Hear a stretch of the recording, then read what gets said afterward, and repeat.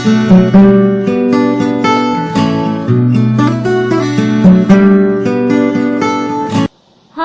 എല്ലാവർക്കും സുഖല്ലേ? ഇന്ന് ഞാൻ ഉണ്ടാക്കിയിരിക്കുന്നത് വളരെ സ്പെഷ്യൽ ആയിട്ടുള്ള ചെമ്മീൻ ചമ്മന്തിപ്പൊടിയാണ് കേട്ടോ. ഉണക്ക ചെമ്മീൻ ചമ്മന്തിപ്പൊടി വളരെ ടേസ്റ്റി ആണല്ലോ. നമുക്ക് ചോറിന്റെ കൂടെ ഒക്കെ കൂട്ടി കഴിക്കാൻ വളരെ ഇഷ്ടമുള്ള ഒരു സംഭവമാണ്. അപ്പൊ ഞാൻ ഇതിന്റെ റെസിപ്പി നിങ്ങൾക്കൊന്ന് കാണിച്ചു തരാം. അപ്പൊ ഉണക്ക ചെമ്മീൻ ചമ്മന്തിപ്പൊടി ഉണ്ടാക്കാനായിട്ട് ഏറ്റവും അധികം ആവശ്യമുള്ളത് ഉണക്ക ചെമ്മീനാണ്. ഞാൻ ഇപ്പൊ ഒരു ചെറിയ പാക്കറ്റ് ഉണക്ക ചെമ്മീൻ എടുത്തിട്ടുണ്ട്. അത് നന്നായിട്ട് വാഷ് ചെയ്ത് തലയൊക്കെ കളഞ്ഞ് ഉണക്കാൻ വെച്ചതിന് ശേഷം എടുത്തിട്ടുള്ളതാണ്. ഉണക്കിയെടുക്കുമ്പോ എന്താന്ന് വെച്ചിട്ടുണ്ടെങ്കിൽ നന്നായിട്ട് ഡ്രൈ ആയിട്ട് തന്നെ ഉണക്കിയെടുക്കണം. വെള്ളമൊന്നും ഇല്ലാത്ത രീതിയിൽ തന്നെ ഉണക്കിയെടുക്കുക. പിന്നെ ഇതിലേക്ക് ആവശ്യമുള്ളത് തേങ്ങയാണ്. തേങ്ങ ഞാൻ ചെമ്മീൻ എടുത്തിട്ടുള്ളതിന്റെ അതേ അളവാണ് എടുത്തേക്കുന്നത്. തേങ്ങ വല്ലാണ്ട് കൂടിപ്പോയാലും അതുപോലെ ചെമ്മീൻ കൂടിപ്പോയാലും ചെമ്മീന്റെ ഒരു കുത്തു വരും. അതുകൊണ്ട് രണ്ടും ഒരേ അളവ് എടുക്കുകയാണെന്നുണ്ടെങ്കിൽ നമുക്കത് ഒരു പെർഫെക്റ്റ് ടേസ്റ്റിൽ വരും. പിന്നെ ഇതിലേക്ക് ആവശ്യമായിട്ടുള്ളത് കറിവേപ്പിലയാണ്. ഞാൻ 2 തണ്ട് കറിവേപ്പില എടുത്തിട്ടുണ്ട്. അതിനുശേഷം കൊല്ലമുളക് എടുത്തിട്ടുണ്ട്. ഇപ്പൊ ഞാൻ ഒരു 4 എണ്ണം എടുത്തിട്ടുണ്ട്. ഉണക്കമുളക് എടുക്കുമ്പോൾ നമ്മുടെ എരിവിനനുസരിച്ച് എത്ര വേണം അത്ര എടുക്കുക. അതുപോലെ തന്നെ പിന്നെ ഇതിലേക്ക് ആവശ്യമുള്ളത് പുളിയാണ്. ഞാൻ എന്താ കണ്ടോ, ഈ വാളം പുളിയാണത്. അത് ചെറുതായിട്ടൊന്ന് ബോളാക്കിട്ട് വെച്ചിട്ടുണ്ട്.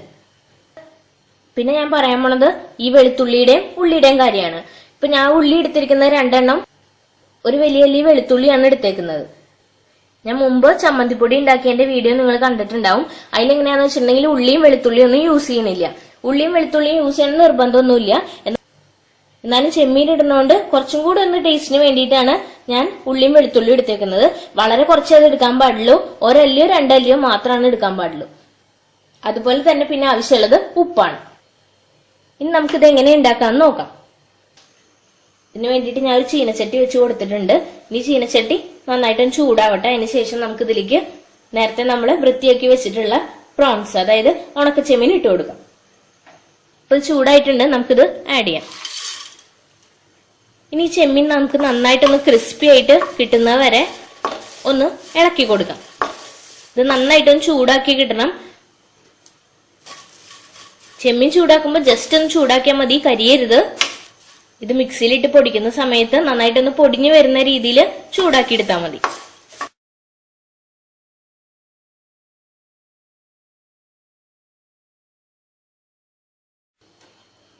ഈ ചെമ്മീൻ നമുക്ക് നന്നായിട്ട് ചൂടായിട്ട് കിട്ടിയിട്ടുണ്ട്. ഇത് നമുക്കൊരു പാത്രത്തിലേക്ക് മാറ്റി വയ്ക്കാം.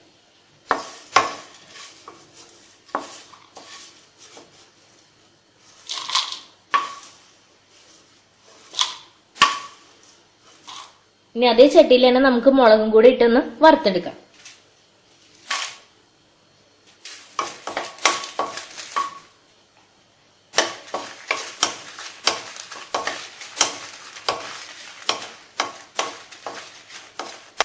ഇപ്പൊ മുളക് ഏകദേശം ആയി കിട്ടിയിട്ടുണ്ട്.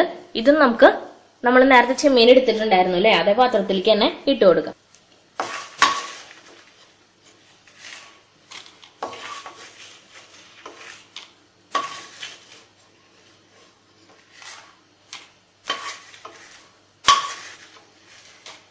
ഇനി നമുക്ക് ഇതിലേക്ക് വറുത്തെടുക്കാനുള്ളത് തേങ്ങയാണ്. ഞാൻ ഇപ്പൊ ഇതിലേക്ക് തേങ്ങ ഇട്ട് കൊടുക്കുകയാണ്.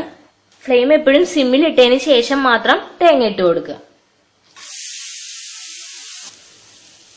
ഉള്ളിയും വെളുത്തുള്ളിയും പിന്നെ കറിവേപ്പിലയും ഇട്ട് കൊടുക്കാം. ഇത് നന്നായിട്ടൊന്ന് ഇളക്കി കൊടുക്കാം.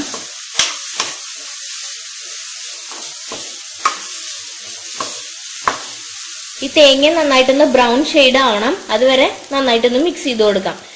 ഒരിക്കലും തേങ്ങ കുറെ ഡാർക്ക് ആവരുത്. ജസ്റ്റ് ഒന്ന് ബ്രൗൺ ഷെയ്ഡ് ആവുമ്പോൾ നമുക്ക് എടുക്കാം. അല്ലെന്നുണ്ടെങ്കിൽ ചമ്മന്തിപ്പൊടി കരിഞ്ഞ പോലെയാവും, വല്ലാണ്ട് ഒരു ബ്ലാക്ക് കളറായിട്ട് മാറും.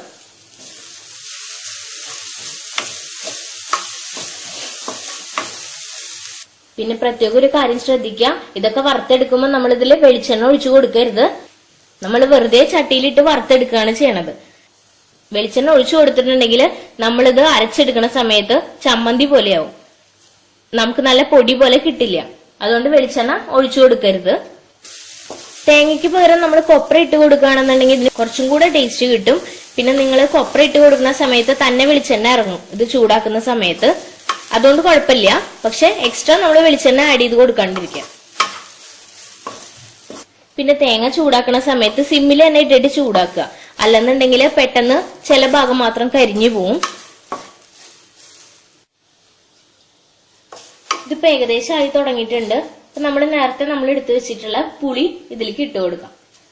ഇതിലിട്ട് കൊടുക്കണം നിർബന്ധമൊന്നുമില്ല, നമ്മൾ അരയ്ക്കുന്ന സമയത്ത് ഇട്ട് കൊടുത്താലും മതി. ഇതിപ്പോ ഏകദേശം ആയിട്ടുണ്ട് നന്നായിട്ട്. കണ്ടോ? ഇതിലിപ്പോ എങ്ങനെയാന്ന് വെച്ചിട്ടുണ്ടെങ്കിൽ നമ്മൾ തേങ്ങ ചിരവിയിൽ ചെറിയ കഷ്ണങ്ങൾ കുറച്ച് കട്ടിയുണ്ടായിരിക്കും. അതൊക്കെ പെട്ടെന്ന് ബ്രൗൺ കളർ ആവില്ല. എന്നാലും നമുക്കിത് ഓഫ് ചെയ്യാം. ഏകദേശം 3/4 ഭാഗവും നല്ല ബ്രൗൺ ഷെയ്ഡ് ആയിട്ടുണ്ട്. അല്ലെന്നുണ്ടെങ്കിൽ ബാക്കിയൊക്കെ വല്ലാണ്ട് കരിഞ്ഞു പോകും. ഇനി ഇതിലേക്ക് നമുക്ക് നേരത്തെ നമ്മൾ വറുത്ത് വെച്ചിട്ടുള്ള മുളകും അതുപോലെ തന്നെ ചെമ്മീനും ഇട്ട് കൊടുക്കാം.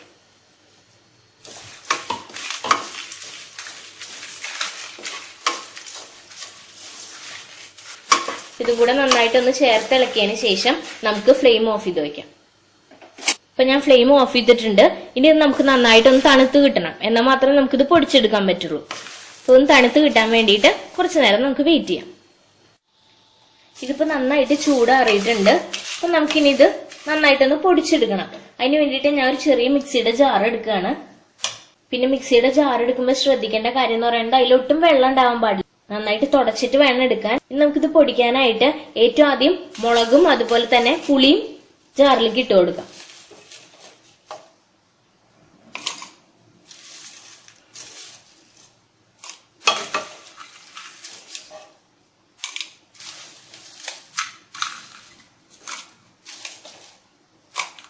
ഇപ്പൊ പുളിയും മുളകും മാത്രം ഇട്ട് കൊടുത്തിട്ടുണ്ട്. നമുക്ക് നന്നായിട്ടൊന്ന് പൊടിച്ചെടുക്കാം. പൊടിച്ചെടുക്കുമ്പോൾ വല്ലാണ്ട് പൗഡർ പോലെ പൊടിക്കേണ്ട ആവശ്യമില്ല. കുറച്ച് തരിയൊക്കെ ഉള്ള പോലെ തന്നെ പൊടിച്ചെടുക്കണം. കണ്ടോ? ഞാനിപ്പോ ഇത് പൊടിച്ചെടുത്തിട്ടുണ്ട്. വല്ലാണ്ട് പൊടിയാക്കിയിട്ടില്ല. കുറച്ച് കഷ്ണങ്ങളൊക്കെ ഉള്ള പോലെയാണ് ആക്കിയത്. കാരണം നമ്മൾ ബാക്കിയുള്ളതും കൂടി ഇട്ട് പൊടിക്കാനുള്ളതാണ്. അപ്പോൾ എല്ലാം ഒരേ അളവിന് പൊടിഞ്ഞു കിട്ടണമെന്നുണ്ടെങ്കിൽ ആദ്യം അധികം അരയ്ക്കേണ്ട ആവശ്യമില്ല. കുറച്ച് ജസ്റ്റ് ഒന്ന് പൊടിഞ്ഞു കിട്ടിയാൽ മതി. ഇനി നമുക്ക് ബാക്കി ഇതെല്ലാം ആഡ് ചെയ്ത് കൊടുക്കാം.